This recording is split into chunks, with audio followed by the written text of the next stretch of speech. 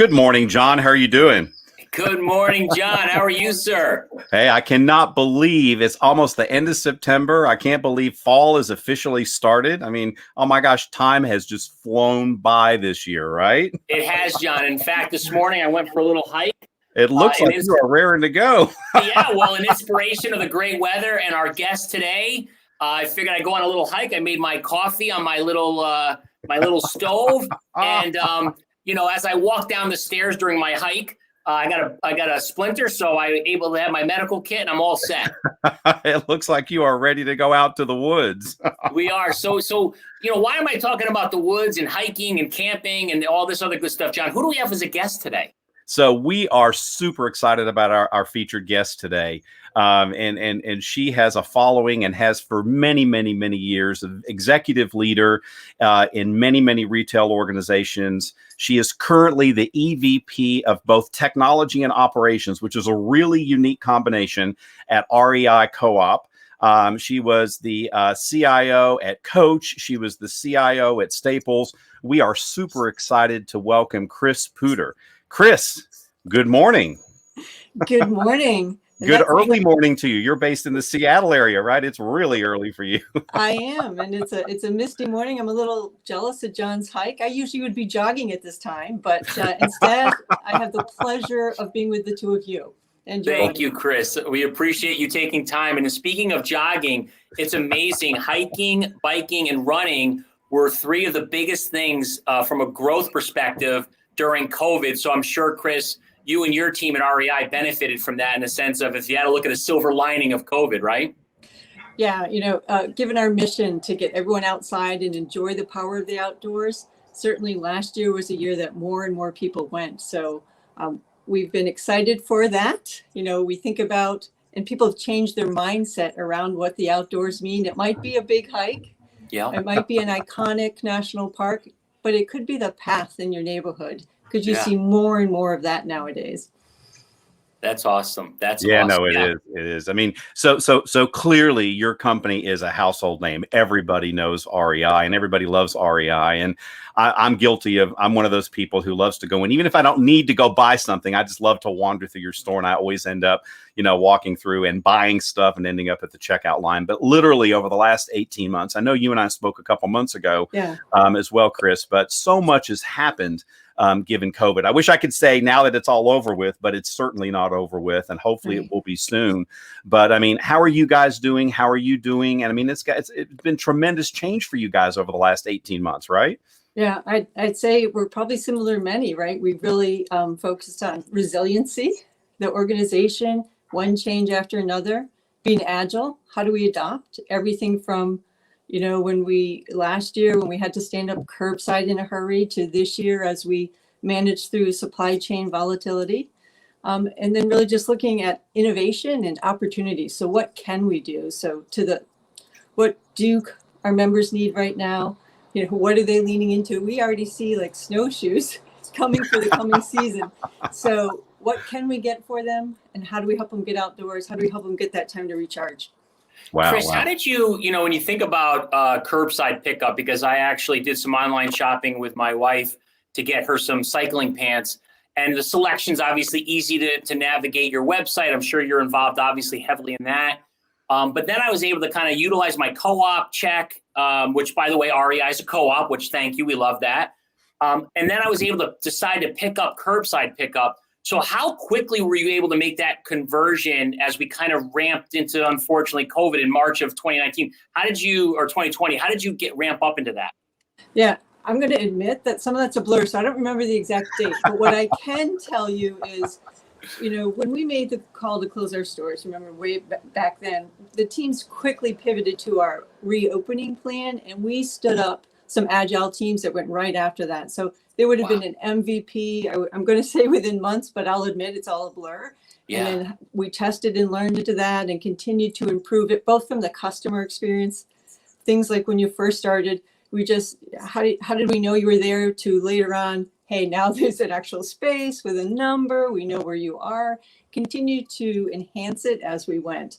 So I would say it was probably a couple months for that first, and then we just enhanced it as we go. And we continue actually to do it, because one of the things we look at now is what's the time? I was down visiting some of our stores in the Southeast, and they had the number of minutes it takes them to serve that member when they pull up to curbside, and Wow. they wanted to improve it. So teams do things like that as well, continuous improvements against those types of capabilities. That's Wow, awesome. wow. That metric measurements. Wow. It is. So you have a very unique perspective.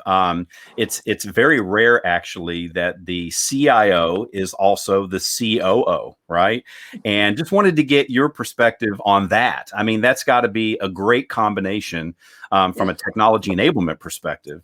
Yeah. So what I would say is, so I did enter as the CIO, and then we have named a CTO who reports in through me, and he's an amazing person. So he has that full technology organization. So I no longer use that CIO title when we named him CTO.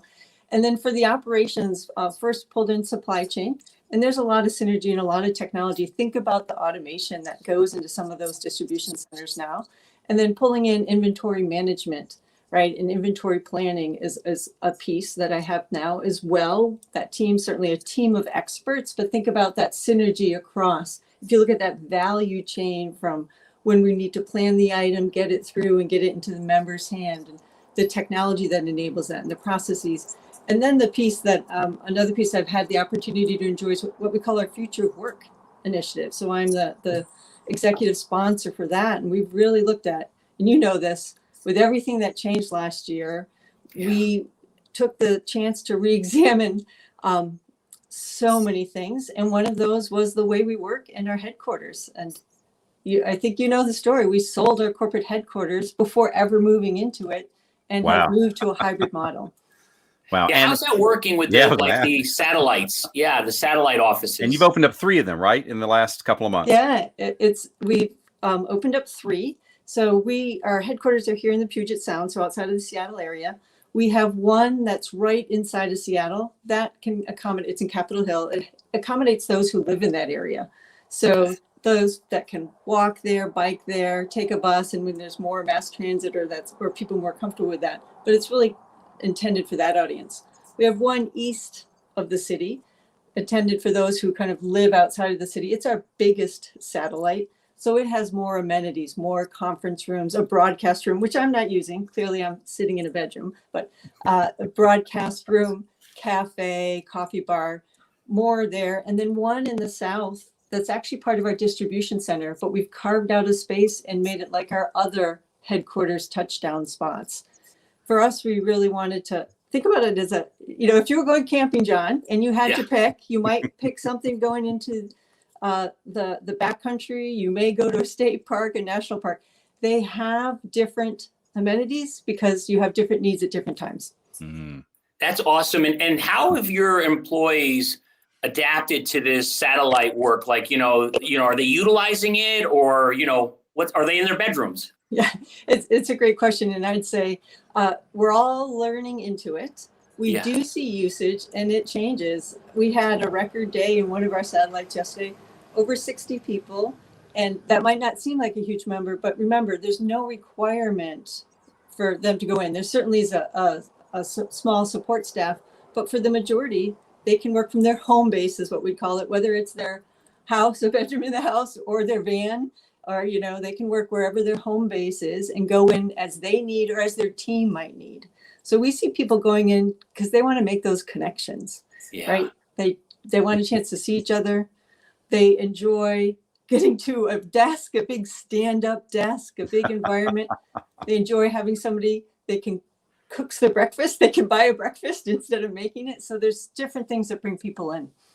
That's awesome. Hey, we've got a question from Stephen Owens, and actually I was going to go back to supply chain for a minute if we can. And he's asking this idea around overseas inventory and, how you're planning for Q4 planning. And I really also wanted to just take it broader. How are you dealing with just supply chain overall and technology to help with forecasting and planning? Because I always felt like supply chain and procurement was kind of left behind, and now it's the golden child. Front and center the last 2 years. Yeah, it's a great question. What I would say is, what we're really the team is spending a tremendous amount of time getting the inventory that we can get, right? So there they're focused on that. The logistics teams, like in every other company, how do we get it here? The supply chain team right now is doing record receipt weeks as inventory flows in. What we're looking at is we've got our plans, the things that we have secured, and we're trying to say also, where's the member going to be this winter? And that's different in Florida than it is up here in Washington, than it is in Utah. And we're focusing in on the things that we can support them in, right? And how do we share those messages so they can gravitate to those, right? The other piece we do, another thing we see is we have a used gear business. Right? I love this. Yeah, tell us a little bit about this, Chris. I just think this is brilliant. Yeah. So as a member, because you're both members, as a member, you can trade in your used gear. So say that backpack, which you love, but is in, I'm not sure it's all zippered right, but I'm going to. Yeah, I think it isn't either. I saw that too. Well, I was camping in my living room, so I didn't get everything repacked in. Come on, give me a break. So say you had a desire for a new backpack because you were going to step up, bigger one, you were going to be doing some more extensive hiking, and you wanted to sell that one. You could trade it in as a member. And people would either see that in our online, or they would see that in one of our satellite garage locations. So that it helps in so many ways. Think about it from a sustainability framework, right? The more use you get out of any one of those items, it's better for the environment. It also helps with availability. Maybe you just don't want to go hiking anymore and you're done with your backpack, but that puts that back into circulation. So in that circular economy, so that others can take advantage of it. I love that. That's a great resource. And we've got a link if people are interested in checking that out. So you can check out the REI used gear on their website. That's a great idea. So Chris, you talked about opening up the 3 satellite offices. You've got over 17,000 employees that work for you guys. And those initiatives are incredible, but it's a lot of change, right? And how do you all make at the executive leadership level that change palatable to your entire team? Because the name of the game for you guys, I think about the green vest and how collaborative everybody at REI is. How do you actually make that change work as well as you all have?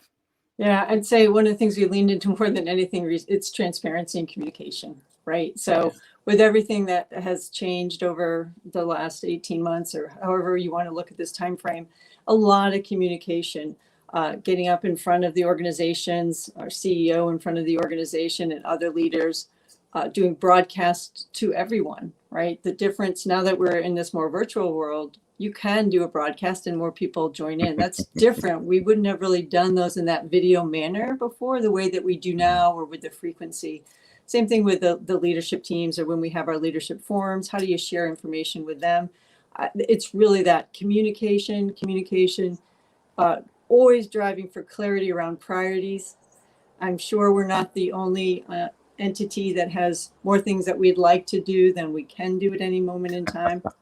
So really focusing on the priorities. It's why things like curbside could stand up quickly, because it was a clear priority. We look at things. You asked me about supply chain or planning. We definitely need more investments in that merchandising and inventory planning area. So we've got plans around that. So how do we find the areas that we need to improve and focus investments there? The other piece is we do continuous improvement. We call it the great operator mindset. And that is because you're going to do big, bold bets and investments, but every day, every person in the co-op can impact the work they're doing. How do they spot things that are barriers for them? And how do they give voice to what that barrier is so it can be addressed? So it's a mix of big, bold bets and everyday moves, but a lot of communications and priority setting and empowering the teams to move. Well, Chris, I think this also relates to kind of your process around how you hire and the culture you've built at REI. I mean, I was out camping with my son in New Mexico, and I was a little panicked about having all the right gear and getting my zippers done. And then I got these sticks, but I said to the person in the store in the green vest and I said, well, geez, which one should I get? And he was able to walk me through the 5 sticks he's used in the last 3 months. Yeah. And what the benefits of each one was. And it's just like such a difference. I'm not going to mention other retailers, but when you go into a plumbing department and the person says, yep, that's the plastic plumbing. Or is it, hey, I used these sticks these 5 sticks 5 times in the last 3 months. So how do you go about building that culture? It's obviously the hiring, the training. What is all, how do you guys have that process built? Yeah, there's certainly folks at the co-op that are even more expert in all of that than I am. But what I would say is the green vest, the employees, that's their passion. People come to REI because it's a passion, right? And it meets up with their personal and professional needs. So that person, I don't know who you were speaking to, but they probably personally used all those because they wanted to try them. And if they didn't have ability to, if they didn't own some, maybe they had a friend who was doing it.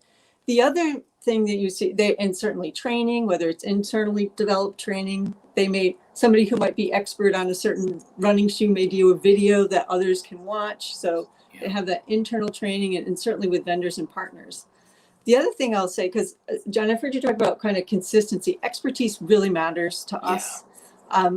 And so that person who helped you in the store may later have an appointment online for a video consultation with somebody who's selecting an item or wants to talk, right? So that same green vest might do an in-store, but also serve in one of our online capacities, right? So we have virtual outfitting.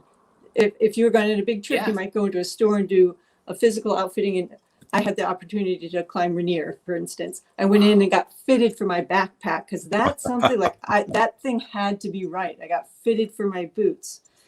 Others, as we've looked at throughout the last year, we have virtual outfitting. Maybe I just want to talk to somebody because I'm going to get that child's bike and I'm going to buy it online and pick it up, but I need some advice. And I really want to have a conversation around what I'm looking for and what matters. So those same associates might serve in the store or in one of those virtual capacities. So that's how you get some of that consistency.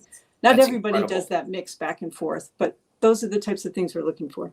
And I wanted to add, and we talked about this earlier, and I think it's a really important point, is that consistency across all the customer channels, whether it's in store, it's on the phone, it's online, it's curbside. I mean, there is that REI feel and touch that is consistent, and others have been very challenged to be able to do that, and you all do it very well.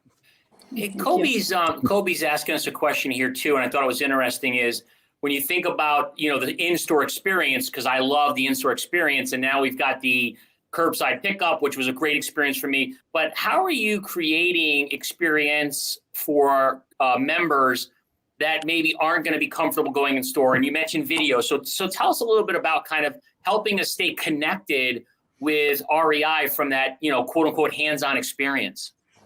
Yeah, what I would say is certainly the stores, and you talked about it, and I would even say, if I go back to that HQ discussion, a lot of our community lives in the store. So when we didn't have our HQ, we wanted a place to connect, many of us would just go to our stores.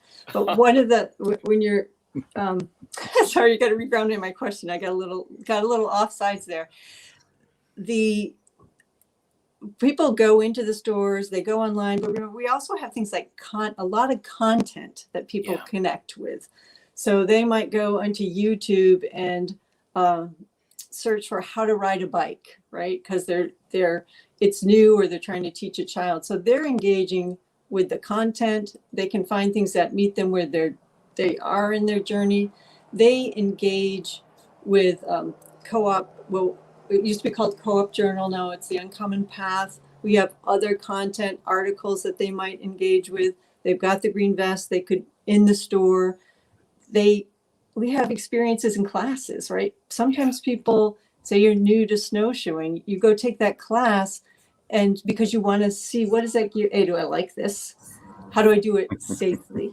And what does that gear look like, and how do you use it? And you may do that and decide you love it, and hey, go do a purchase. But our community and connections live everywhere from the trails to the stores to online, to what you hear from your friends as they take each other outside. So there's a lot of places we can engage and get that touch. There certainly is the marketing pieces, but it's really more for us around that content, community, connection, belonging.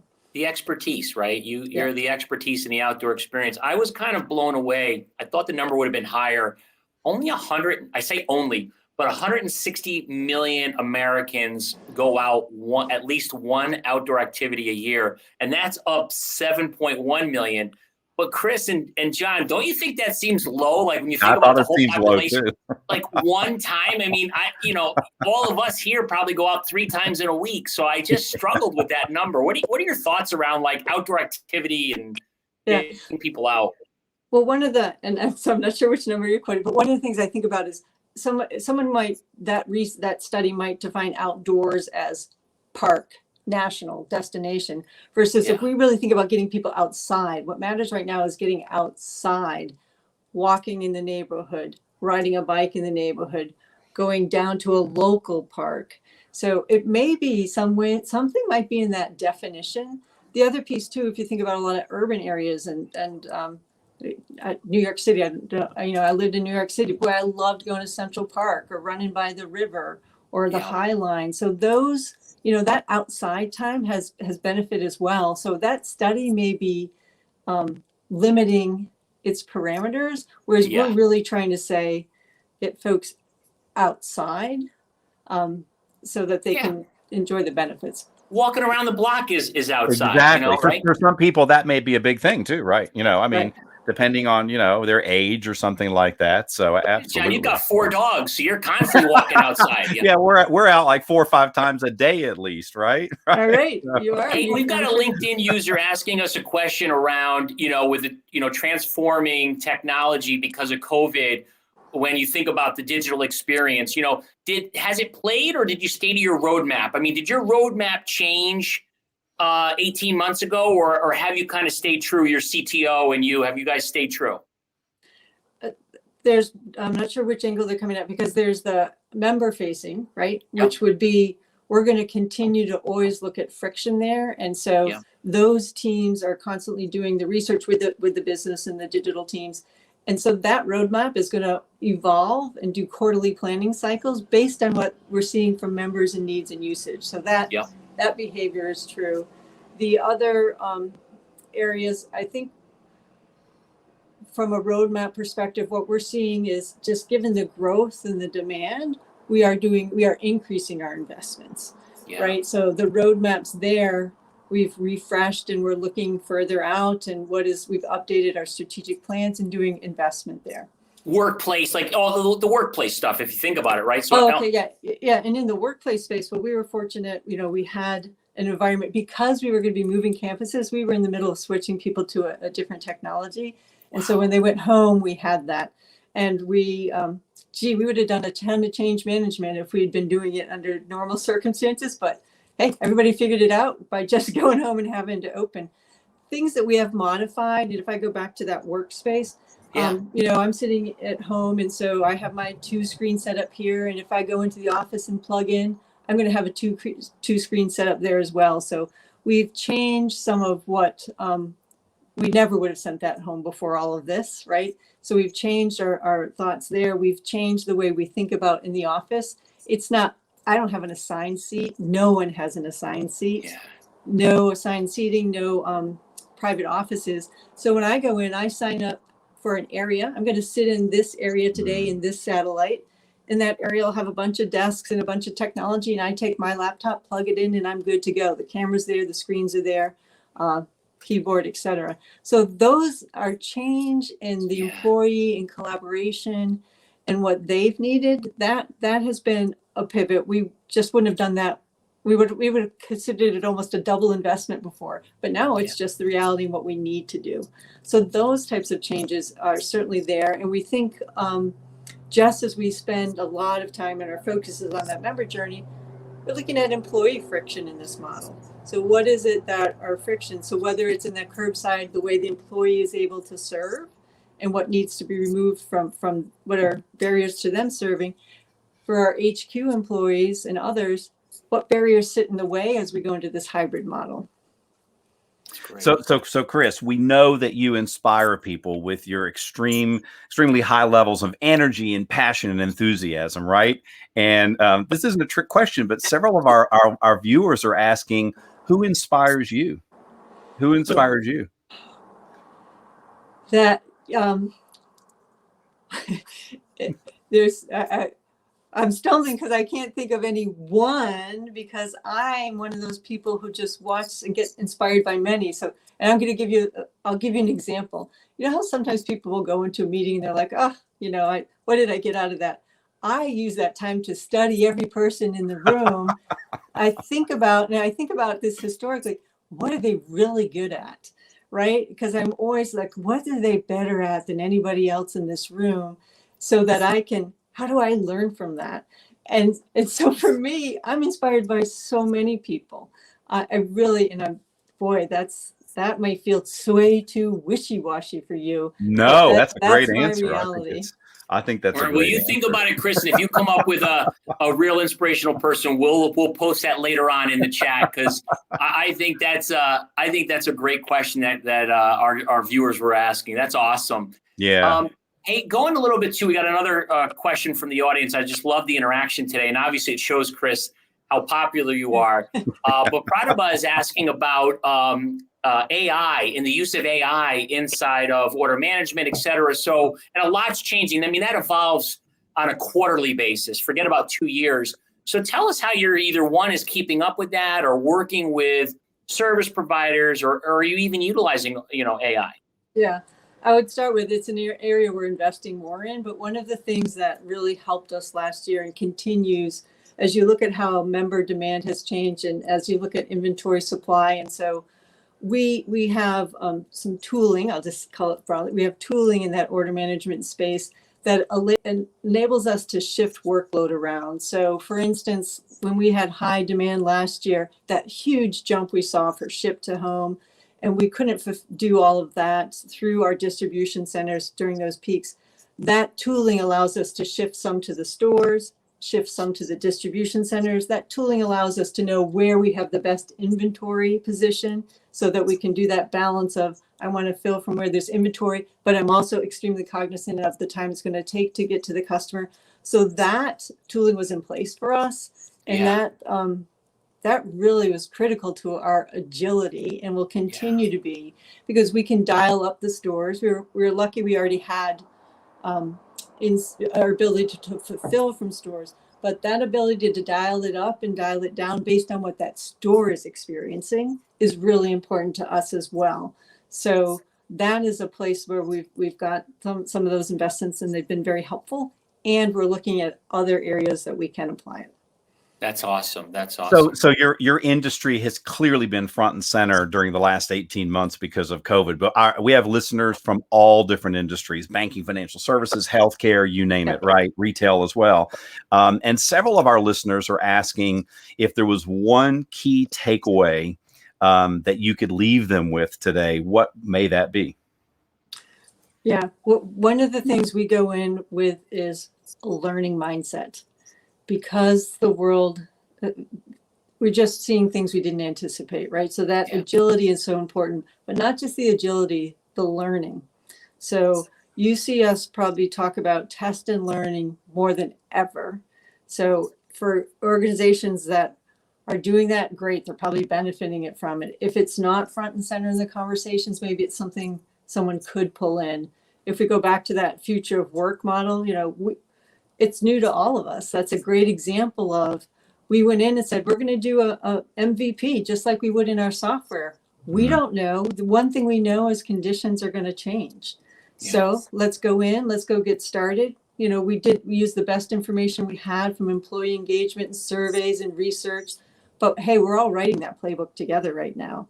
So we said, this is how we're going to start, and we're going to gather feedback and adjust. So that learning mindset, whether it's how we return to work, or that learning mindset of how do we deal with supply chain volatility, that to me would be a key takeaway.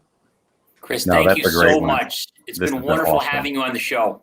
Thank you, Chris. Thank you, Chris. We look forward to our next conversation. Thank you so much, Chris. Thanks. I'm back to my hike. Hey, John, wow, what a great session today. I mean, Chris, the knowledge, and that last takeaway that you asked about, it shows the human side of digital. So it's amazing. We talked to a CIO, COO who spent most of the time talking about the human side of the business. The human side of it, the leadership side, communication, and the energy and passion, enthusiasm. I know I said that earlier, with which she spoke about all this stuff, is key. And it really shows, technology obviously is key, but it's the leadership behind that really makes it all possible, right? And it sounds like they've had great success there. We wish them all the very best. I'm sure they're going to do very well and continue to do well. What do we have coming up next, John, in 2 weeks? Hey, yeah. So 2 weeks, our show will be on Thursday, the 7th of October.